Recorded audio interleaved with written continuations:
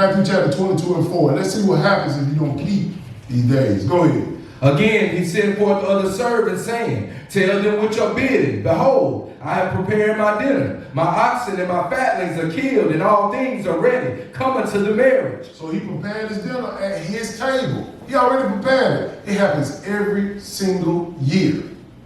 Go ahead. But they made light of it and went their ways, one to his farm, another to his merchandise. How many people that you have invited to the Lord's feast? We've been keeping these feasts for over, what? Like 10 or 12 years, at least I have. Been keeping them a while. But they said, no, man, I got something to do. They made light of it. But they ain't gonna make light of Thanksgiving and Christmas and Easter. They ain't. They're gonna be there. Go ahead. Verse 6, and the remnant took his servants and entreated them spitefully and slew them. This is what they're gonna do to us in these last days. Some of us get caught. They're gonna kill you because you tell them the truth. Be careful how you deliver the truth to them. Don't be overbearing with them. Just tell them keep going. That's it. Go ahead. But when the king heard thereof, he was wroth, and sent forth his armies and destroyed those murderers and burned up their city. This is when Jesus is going to come back on the seventh trump and kill them all for killing his servants. Understand that this is a whole lot of prophecy in these first few verses right here. Whole lot of prophecy. He went from our day all the way to the end when they won a couple of verses. Go ahead. Verse 8, then said he to his servants, the wedding is ready, but they which were bidden were not worthy. Who were bidding? Israel. Israel. They ain't ready. It's for us, the so-called African American. These feasts, we supposed to be top in line, ready. But the children of the kingdom going to be looking outside. You're going to have more of the other nations inside the kingdom than us. Read Ezekiel. He said, man, Lord, you're going to kill all Israel? Majority of us going to die. Because we want to be a part of this system. We love this world as a nation. We love it. Go ahead. Verse 9, go ye therefore into the highways, and as many as you shall find, bid to the marriage. He said, man, okay, forget about Israel. They ain't coming. Go on the highways and bid them over to the marriage. Go invite people to the salvation. Invite people to the feast. Tell them about the Sabbath. Tell them about the dietary law. Tell them. Gentile will listen now. Yeah, they will. Gentile will listen. Israel, stiff-necked. They don't care. They want you to speak smooth to them. Try to caress them into the truth. Man, take it for what it is. Cause when that lake of fire come on, you ain't gonna have no more caressing. Shit, boy, you ain't looking at that thing? Woo!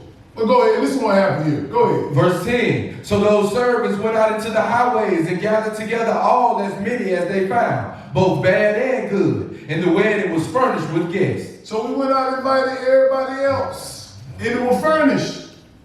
He's talking about gonna happen in the first resurrection.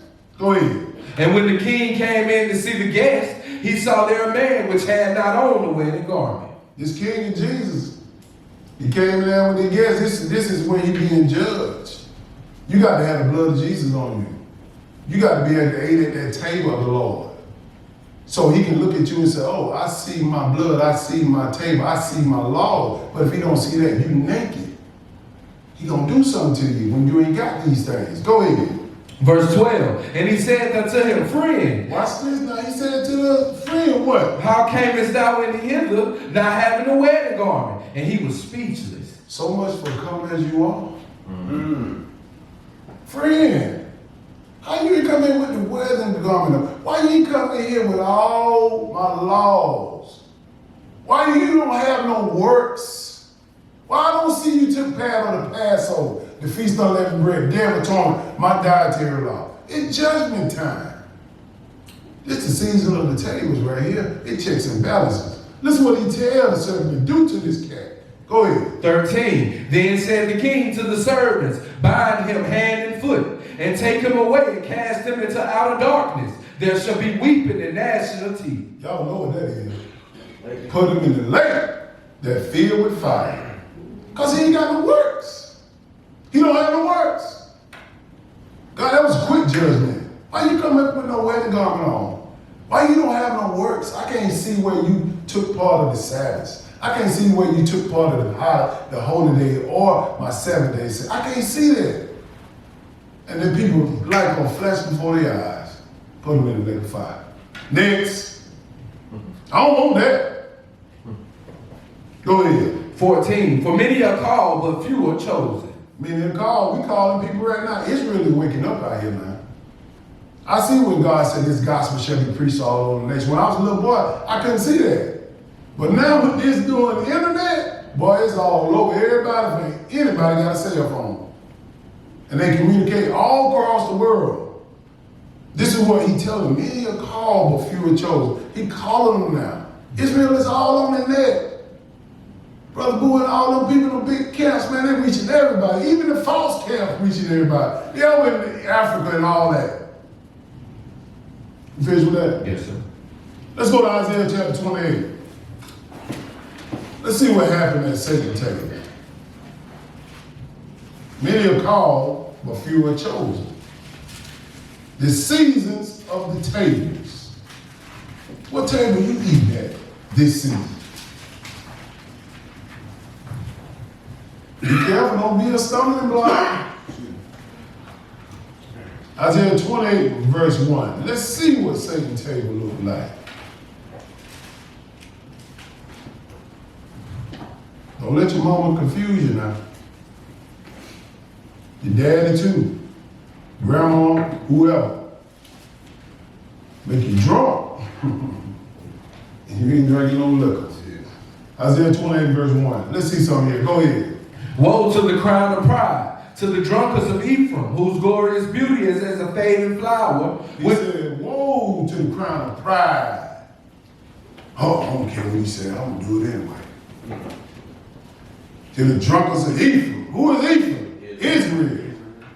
This is who he's talking to. He started with us first. Go ahead. Whose glorious beauty is as a fading flower, which are on the head of the fat valleys of them that are overcome with wine. It's fading. Fading. We was at the top of the chain. It's fading now. It done fade. This already been gone. This gone away right here. It's almost out the 70s, 80s right here. Go ahead. Behold, the Lord hath a mighty and strong one, which as a tempest of hail in a destroying storm, as a flood of mighty waters overflowing, shall cast down to the earth with the hand. This is the power of the Lord. This is what he's going to do. Like a drop of down, he can cast hell down, destroy everybody with balls of ice if he wanted to.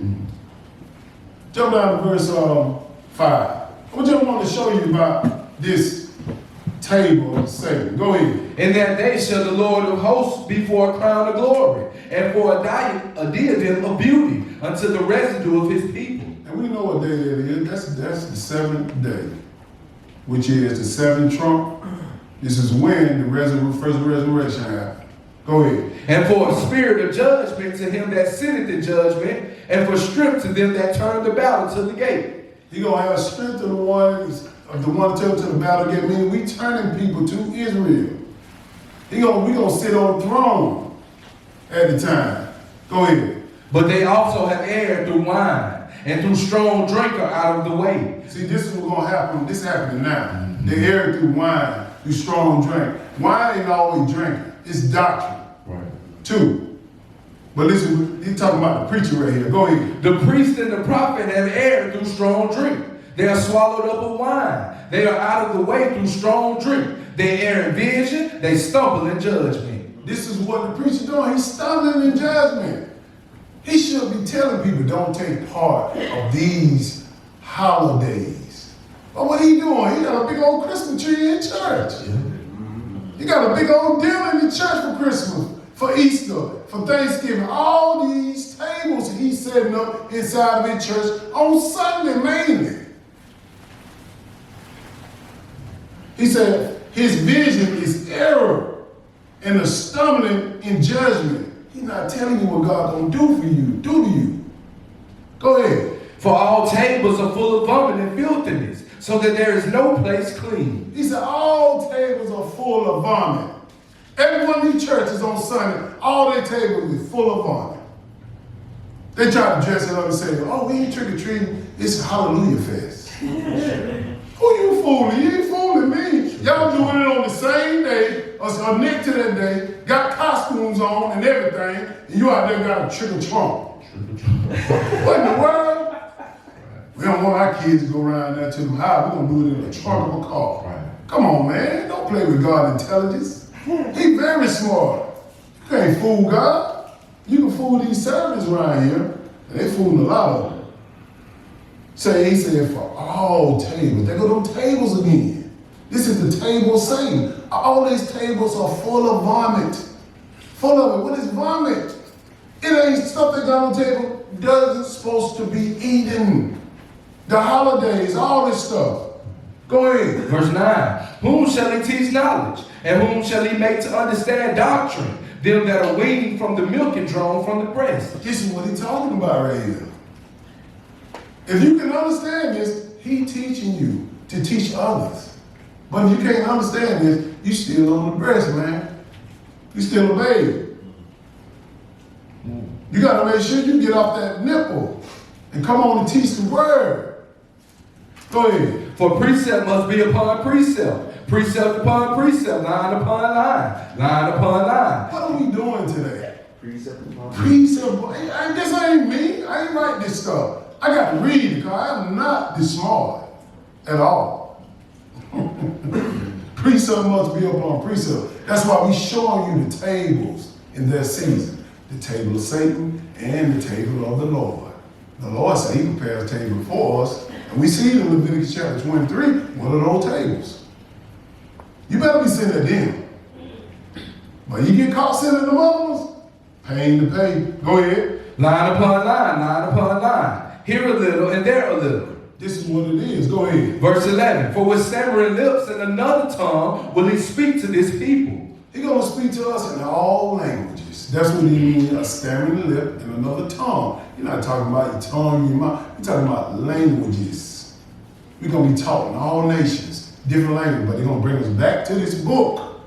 Go ahead. Verse 12. To whom he said, this is the rest wherewith you may cause the weary to rest. And this is the refreshing, yet they would not hear. This is refreshing. But they won't hear. They ain't hearing this. I don't know. I mean, all of my family gonna be over there. I'm going there. I ain't seen Cub in 10 years. I ain't seen Cub in a minute. He come down from New York. He come down from New York. You know, they take that old school. I gotta see Cub. You better see Cub after that dinner. See him later. But don't be at that table, especially when you know the truth. Right. Jump down to verse 14. Go ahead. Wherefore hear the word of the Lord, ye scornful men, that rule this people which is in Jerusalem. Go ahead. Because you have said, we have made a covenant with death, and with hell are we in agreement. This is what you're doing when you sit at them tables. You made a covenant with death. Hell is your destination. Read it again. Because you have said, we have made a covenant with death, and with hell are we in agreement. Yes, sir. When the overflowing scourge shall pass through, it shall not come unto us, for we have made lies our refuge, and under falsehood have we hid ourselves. What do you mean lies? What do you mean? We made confidence at their tables, at their celebration. We confident in this stuff as a nation. This child gonna give me a turkey. I'm gonna get that bone chick. I'm gonna get all that stuff. I'm gonna get that. Confidence in this child now.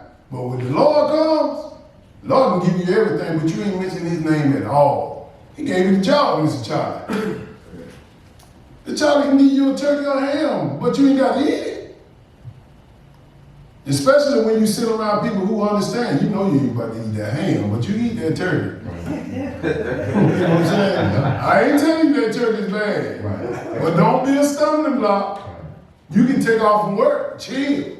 You ain't got to go to mama, grandma's house and eat no turkey dress on that day. Right. Don't be a stumbling block. You don't know who watching. You don't know who talking. That's the problem. Folks that, oh, you know, I see me. But they gonna come out and say, hey, Jeff was over here, man. We having so much fun. Oh, we had a great time. But don't tell him now. I told y'all, he ain't about that. He ain't about that God of Israel. Oh, but then you say to yourself, oh, I gotta wait. You know, the people at the church saying, they gonna tell everybody. These people so slow in the mind, they don't understand how this works. You tell one thing to Israel, we can't keep you secret. We gonna tell everybody. But go ahead, man. 16. Therefore thus saith the Lord God, behold, I lay in Zion for a foundation of stone, a tried stone, a precious cornerstone, a sure foundation. Who's that stone? Jesus. Yes, sir. Go ahead. He that believeth shall not make haste. Yes, sir. We believe it. We ain't gonna make haste. Oh, sir. We're gonna be quick and say, oh, that's Jesus right there. Be at the Lord's table on Passover. Be at the Lord's table on Feast of Unleavened Bread. Be there on the Saturday. We make it haste. We hurry. That's why y'all see me, man. I be trying to get this stuff ready for the feast. I'm gonna make sure it run right. I'm gonna make sure, because I know he wanna make sure that I'm doing my best. Anybody else can take it half-hearted, but that time of the season, I'm gonna make sure everything running good. I'm gonna make sure. Right. And everybody should have the same attitude. But we were celebrating over there their feast. We made sure mama, daddy, brother, sister had everything they need so they could cook that turkey and dressing. Made sure. Maybe I'm pan, set the pan by yourself, mama. I want to take that one home. Let's go to 1 Kings chapter 12. You want to jump back up to verse 8? Yeah, verse 8, yeah. For all tables are full of vomit and filthiness, so that there is no place clean. Let's see what happened in the period of time of Ephraim right here. Let's go to 1 Kings chapter 12. Let's look at Jeroboam. Jeroboam brought all this crap down to Israel. He brought it. Wicked, man. 1 Kings chapter 12. Let's look at this. This is going to be the time we just talked about Israel, how their beauty just started fading. This is how it started fading. Because of a wicked king. 1 Kings chapter 12, we're going to start verse 25. We're going to read with some understanding. We're going to find out why all their tables are full of vomit. Go ahead, bro. Then Jeroboam built Shechem in Mount Ephraim, and dwelt therein, and went out from thence, and built Penuel. Yeah, Jeroboam, the king of Israel. Go ahead. And Jeroboam said in his heart, now shall the kingdom return to the house of David. He like the kingdom return to the house of David. Right. But Jeroboam got in his mind what he want to do something different besides the covenant. Go ahead. 27. If this people go up to do sacrifice in the house of the Lord at Jerusalem, then shall the heart of this people turn again unto their Lord. Wait a minute. What heart should they turn to? God Israel. Yeah, God Israel. He worried about they gonna spend more time in the Lord's house at his table. Yep. This is what Jesus' wicked mind is. He will construct a plan. This is what the plan is. Go ahead. Then shall the heart of this people turn again unto their Lord, even unto Rehoboam, king of Judah, and they shall kill me and go again to Rehoboam, king of Judah. See, he looking at, they gonna kill me. He coming with all this stuff in the mind, what he's gonna do. He forgetting about the Lord's table. They supposed to go up to Jerusalem. Jerusalem is the headquarters, and we're gonna go up to Jerusalem in 1,000 years. Go ahead, bro. 28. Whereupon the king took counsel and made 2 calves of gold and said unto them, it is too much for you to go up to Jerusalem. Behold, thy gods, O Israel, which brought thee up out of the land of Egypt. Wait a minute. This captain made 2 calves of gold and said, look, man, these are the gods that brought you out of Egypt. To the world in these other churches, they don't know what I'm talking about. This is what he's trying to do. He said, look, man, I'm going to put something shiny. You know, Israel likes something shiny. And gold, this is an idol. This is what he's taking upon himself to switch people from the God of Israel, from coming up to keep him right here in his temples, his idolatry, his idol temple. Go ahead. 29. And he set the one in Bethel, and the other put he in Dan. He said these 2 golden calves in Bethel and Dan, set them over there so they can worship. Right. What happened? Go ahead. And this thing became a sin, for the people went to worship before the one, even unto Dan. See, it became a sin. They went up to worshiping toward the golden calves. Just like the people go up to worship at Thanksgiving. Just like the people got these Christmas trees all in their house, amongst all these tables. They tell you worship Christmas tree. They said, Jeff, that worship Christmas tree. Why you singing old Christmas tree then? Why you singing that? Go ahead, bro. 31. And he made an house of high places, and made priests of the lowest of the people, which were not of the sons of Levi. He went about making priests and building churches. He didn't care who was Levi. Levi's the only priest can take part of that office. Nobody else. But he made lower people. Hey, you want to be a priest? You want to be a priest? Come on up here. Yep. I'm going to make you a priest. No, you don't do that. He turning people from the God of Israel. This is how Ephraim faded from a beauty. Because of this wicked king Jeroboam. Go ahead. 32. And Jeroboam ordained a feast in the 8th month. Oh, hold on now. He coming now. He gonna make up his own holy days, like they did today with Thanksgiving. Look what he did. Go ahead. And Jeroboam ordained a feast in the 8th month, on the 15th day of the month, like unto the feast that is in Judah. And he offered upon the altar. So did he in Bethel, sacrificing unto the calves that he made. And he placed in Bethel the priests of the high places which he had made. He went up there and made a counterfeit feast, trying to copy the God of Israel. I think that's Tabernacles. Yep. Tabernacle. He trying to copy God of Israel, trying to keep the people from going up to Jerusalem and doing true worship. The same exact thing that he preaching during the day. The same exact thing that these presidents, they all into it too. Just paganism. They don't want to go up and worship with the God of Israel. Go ahead. 33. So he offered upon the altar which he had made in Bethel, the 15th day of the 8th month, even in the month which he had devised of his own heart. He came up with this stuff in his own mind. When he made heart, he thought of this by Satan. He wanted to put Satan a table up there with some golden calves up there. Go ahead. And ordained a feast unto the children of Israel. And he offered upon the altar and burnt incense. The people don't forgot about that. Right. But God ain't. God looking at him, he said, I'm going to deal with you. He sent the man of God to him. Let's go to 1 Kings chapter 13 and 1. God see it all. I ain't faking the fault. If I did something wrong, I'm going ahead. Lord, I repent for that. I know you saw it. I know you saw it. But this cat right here, man, God gonna give him a little leniency, but he gonna take it out on his kids, though, later on. Let's see what happened to Jeroboam. He ordained feasts. Who came in with Thanksgiving? The God of Israel did. Who came up with Christmas, Easter? The God of Israel did. So why we at them tables then, as a nation? You know, we like to do it big too, boy. You have a sister coming up there with a turkey and a dew on her head. You have a brother coming in there with a turkey suit on or something. Just to make people have fun. When you come to the feast, they say, oh, bland. I don't understand that. Go ahead, verse 1. Go ahead. And behold, there came a man of God out of Judah by the word of the Lord unto Bethel. And Jeroboam stood by the altar to burn incense. The man of God coming and telling him a message where God seen all this stuff. He doing all this wickedness. Setting up Levitical priests that ain't Levitical priests. Go ahead. And he cried against the altar in the word of the Lord, and said, O altar, altar, thus saith the Lord, behold, a child shall be born into the house of David, Josiah by name. And upon thee shall he offer the priests of the high places that burn incense upon thee, and men's bones shall be burnt upon thee. You can read that in 2 Kings chapter 23 about Josiah. He was a man of God, gonna set everything right. He gonna destroy all the cats out there. Right. He gonna bring Israel back up. But that's another lesson. Keep going. And he gave a sign the same day, saying, this is the sign which the Lord has spoken. Check this sign now. He said, this is the sign the Lord had broken.